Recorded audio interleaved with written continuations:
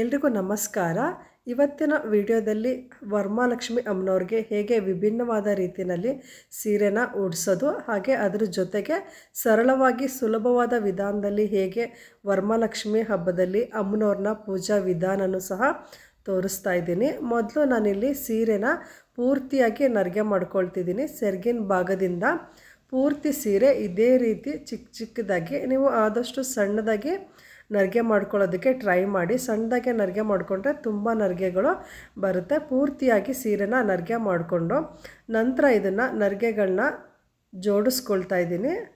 ನರಿಗೆಗಳು ಮಾಡ್ಕೊಂಡ್ಮೇಲೆ ಒಂದು ಸಲ ಜೋಡಿಸ್ಕೊಂಡು ಈ ಥರ ಎರಡೂ ಬದಿನಲ್ಲಿ ಕ್ಲಿಪ್ ಹಾಕಿ ರೆಡಿ ಮಾಡಿ ಇಟ್ಕೊಳ್ಳಿ. ರೆಡಿ ಮಾಡಿ ಇಟ್ಕೊಂಡ್ಮೇಲೆ ನಾನು ಇಲ್ಲಿ ಅಮ್ಮನವ್ರನ್ನ ಕೂರಿಸೋದಕ್ಕೆ ಒಂದು ಪೀಠನ ಇಟ್ಕೊಂಡಿದ್ದೀನಿ. ಪೀಠದ ಮೇಲೆ ಅಮ್ಮನವ್ರಿಗೆ ಸ್ವಲ್ಪ ಹೈಟಿಗೋಸ್ಕರ ನಾನು ಸೀರೆ ಹೈಟ್ ಬರಬೇಕಂತ ಒಂದು ಈ ಥರ ಪಾತ್ರೆಗೆ ಡಬಲ್ ಸೈಡ್ ಗಮ್ ಸಿಗುತ್ತಲ್ವ, ಅದನ್ನು ಹಾಕ್ಕೊಂಡು ಅದ್ರ ಮೇಲೆ ಒಂದು ತಟ್ಟೆ ಇಟ್ಕೊಂಡು ಬಾಳೆದೆಲೆ ಹಾಕ್ಕೊಂಡು ಅಕ್ಕಿ ಹಾಕ್ಕೊಂಡು ಅದರಲ್ಲಿ ಸ್ವಸ್ತಿಕ್ ಮತ್ತು ಹೋಮ ಹಾಕಿ ರಂಗೋಲಿ ಬಿಡಿಸಿ ನಂತರ ಮಡಿ ನೀರನ್ನು ಬಿಂದಿಗೆಗೆ ತುಂಬಿಸಿಟ್ಕೊಂಡು ಅದ್ರ ಕಂಠಕ್ಕೆ ಒಂದು ಕೋಲನ್ನು ಕಟ್ಕೊಂಡಿದ್ದೀನಿ.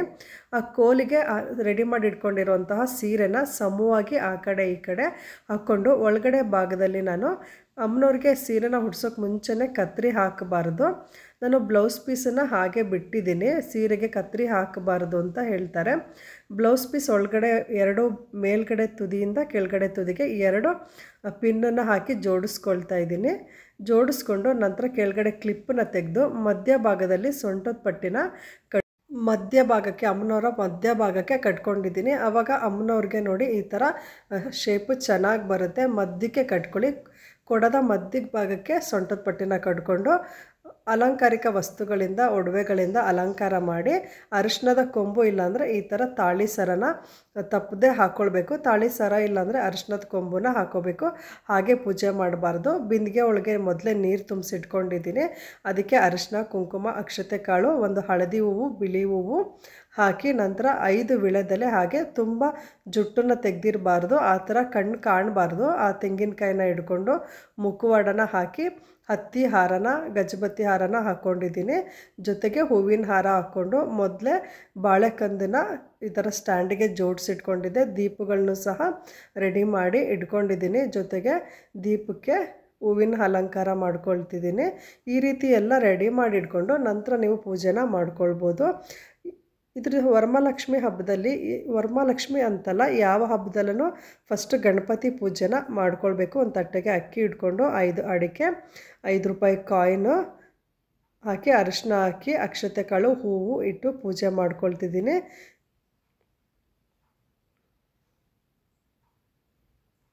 ಗಣಪತಿಗೆ ಅಲಂಕಾರ ಮಾಡ್ಕೊಂಡಿದ್ದಾದಮೇಲೆ ನಾನು ಇನ್ನೊಂದು ಲೋಟದಲ್ಲಿ ಅಕ್ಕಿ ಇಟ್ಕೊಂಡು ಅಡಿಕೆ ಹಾಕ್ಕೊಂಡು 12 ನನ್ನ ಹತ್ರ ಲಕ್ಷ್ಮಿ ಕವಡೆ ಇದೆ, ಅದು ಮತ್ತು ಕಮಲದ ಬೀಜ ಮನೆಯಲ್ಲಿ ಸ್ವಲ್ಪ ಪೂಜೆಗೆ ಅಂತ ಇದನ್ನು ಯಾವಾಗಲೂ ಇಟ್ಕೊಂಡು ಡೈಲಿ ಪೂಜೆ ಮಾಡ್ತಿರ್ತೀನಿ. ಆ ಕಾಯಿನು ಸಹ ಹಾಕ್ಕೊಂಡು ಇಟ್ಕೊಂಡಿದ್ದೀನಿ. ಇದ್ರ ಜೊತೆಗೆ ಮುಖ್ಯವಾಗಿ ಅಮ್ಮನವ್ರಿಗೆ ಮಡ್ಲಕ್ಕಿ ಜೊತೆಗೆ ನಾನು ಬಾಗಿಣ ಸಾಮಾನನ್ನು ಸಹ ತುಂಬ್ಕೊಳ್ತಿದ್ದೀನಿ. ವಿಳೆದೆಲೆ, ಅಡಿಕೆ, ಜೋಡಿ ಬಾಳೆಹಣ್ಣು, ಅಕ್ಕಿ, ಸೌತೆಕಾಯಿ, ಹಾಗೆ ಬಾಗಿಣದ ಸಾಮಾನು, ಒಂದು 3 ಥರ ಹಣ್ಣು, ಜೋಳ ಮತ್ತು ಸೌತೆಕಾಯಿ, ಬೆಲ್ಲ, ಅಕ್ಕಿ, ಹೂವು, ಬಾಗಿಣದ ಸಾಮಾನನ್ನು ಮುಖ್ಯವಾಗಿ ಮರಿದಲ್ಲೇ ಇಟ್ಕೋಬೇಕು. ಕೊಬ್ಬರಿನೂ ಸಹ ಅಕ್ಕಿ, ಬೆಲ್ಲ, ಕೊಬ್ಬರಿ ಅಮ್ಮನವ್ರಿಗೆ ಶ್ರೇಷ್ಠವಾದದ್ದು. ಹಾಗೆ ಮುಖ್ಯವಾದ ಬಾಗಿಣದ ಸಾಮಾನಿನಲ್ಲಿ ಒಂದು ಬಾಗಿಣನ ರೆಡಿ ಮಾಡ್ಕೊಂಡಾದಮೇಲೆ ತಟ್ಟೆಗೆ ಹಣ್ಣನ್ನು ಜೋಡಿಸ್ಕೊಳ್ತಿದ್ದೀನಿ. ಬಾಗಿಣಕ್ಕೆ ನಾವು 3 ಥರ ಹಣ್ಣು ಜೋಡಿಸಿರೋದ್ರಿಂದ ಮನೆಯಲ್ಲಿ ಯಾವ ಹಣ್ಣಿದೆ ಅದನ್ನು ತಟ್ಟೆಗೆ ಜೋಡಿಸ್ಕೊಂಡ್ರೆ ಸಾಕು. ಅಮ್ಮನವ್ರನ್ನ ಅಲಂಕಾರ ಮಾಡಿನೂ ಆಯಿತು, ಬಾಗಿಣದ ತಟ್ಟೆನೂ ರೆಡಿ ಮಾಡ್ಕೊಂಡಿದ್ದಾಯಿತು, ಹಣ್ಣನ್ನು ಸಹ ಜೋಡಿಸ್ಕೊಂಡಿದ್ದಾಯಿತು. ಇದಕ್ಕಿಂತ ಮೊದಲೇ ನಾನು ಅಮ್ಮನವ್ರಿಗೆ ರವೆ ಉಂಡೆ ಮತ್ತು ಚಕ್ಲಿನ ನೈವೇದ್ಯಕ್ಕೆ ರೆಡಿ ಮಾಡಿ ಇಟ್ಕೊಂಡಿದ್ದೀನಿ. ಇಷ್ಟು ಪೂಜೆನೆಲ್ಲ ಮಾಡ್ಕೊಂಡಾದಮೇಲೆ ನಾನು ಅಮ್ಮನವ್ರಿಗೆ ಒಂದು ಪೂಜೆ ಹಾಕ್ಕೊಂಡು ನಂತರ ನಾನು ಅಡುಗೆ ಮನೆಗೆ ಹೋಗಿ ಆವಾಗ ಒಬ್ಬಟ್ಟನ್ನ ಮಾಡಿ ನೈವೇದ್ಯ ಮಾಡ್ತೀನಿ. ಇಷ್ಟು ಪೂಜೆನ ಬೆಳಗ್ಗೆ ಎದ್ದ ತಕ್ಷಣ ಮಾಡಿಬಿಟ್ಟು ನಂತರ ನಾನು ಅಡುಗೆ ಮಾಡಿ ನೈವೇದ್ಯ ಮಾಡ್ತೀನಿ. ನೋಡಿ, ಇವಾಗ ನಿಮ್ಮ ಮನೇಲಿ ಯಾವ ಥರ ಪೂಜೆ ಮಾಡ್ತೀರಾ ಆ ಥರ ಅರಿಶಿನ, ಕುಂಕುಮ, ಅಕ್ಷತೆ ಕಾಳು, ಹೂವು, ಗಂಧ ಎಲ್ಲ ಇಟ್ಕೊಂಡ್ಬಿಟ್ಟು ಪೂಜೆ ಮಾಡಿ ನಂತರ ಅಮ್ಮನವ್ರಿಗೆ ನೀವು ಏನನ್ನು ಅಡುಗೆ ಮಾಡಿ ನೈವೇದ್ಯ ಮಾಡೋಕ್ಕೆ ಇಷ್ಟಪಡ್ತೀರಾ ಅದನ್ನು ನೈವೇದ್ಯ ಮಾಡಿ ಭಕ್ತಿಯಿಂದ ಪೂಜೆ ಮಾಡಿದ್ರೆ ವರಮಹಾಲಕ್ಷ್ಮಿ ಅಮ್ಮನವರು ನೀವು ಕೇಳಿದಂಥ ವರನ ಕೊಡ್ತಾರೆ. ಮುಖ್ಯವಾಗಿ ನಮ್ಮನೆ ಭಕ್ತಿ ಮತ್ತು ಪ್ರೀತಿ ಇರಬೇಕು ಅಮ್ಮನವ್ರ ಮೇಲೆ. ನಾನು ಈ ರೀತಿ ವರಮಹಾಲಕ್ಷ್ಮಿ ಅಮ್ಮನವ್ರನ್ನ ಪ್ರತಿ ವರ್ಷ ಪೂಜೆ ಮಾಡ್ತೀನಿ. ನೀವು ಯಾವ ರೀತಿ ಪೂಜೆ ಮಾಡ್ತೀರಾ ಅಂತ ಕಮೆಂಟ್ ಮಾಡಿ ತಿಳಿಸಿ. ಈ ವಿಡಿಯೋ ನಿಮಗೆ ಇಷ್ಟ ಆಗಿದ್ದರೆ ವಿಡಿಯೋನ ಲೈಕ್ ಮಾಡಿ, ಶೇರ್ ಮಾಡಿ. ಮತ್ತೊಂದು ಹೊಸ ವಿಡಿಯೋದೊಂದಿಗೆ ಮುಂದಿನ ವಿಡಿಯೋದಲ್ಲಿ ಭೇಟಿ ಆಗ್ತೀನಿ. ಧನ್ಯವಾದಗಳು.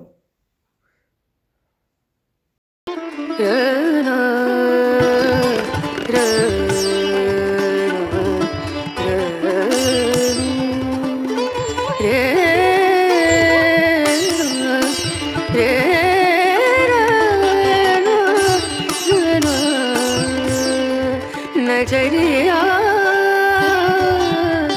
ला